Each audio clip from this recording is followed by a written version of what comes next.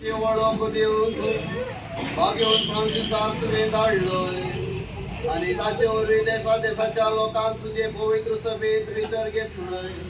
त्या आमच्या मोगाळ सुरवंदराची वळख आमच्या काळाच्या मनशांक दिवच्याक ताणें आमची काळजां आसूं आनी ताचेर बावर दवरतल्या पवित्र सभेच्या भुरग्यांची संख्या वाडटली पळोवन तुका आनी आमकां संतोष भोगो क्रिस्त आमच्या सोम्या वरवीं.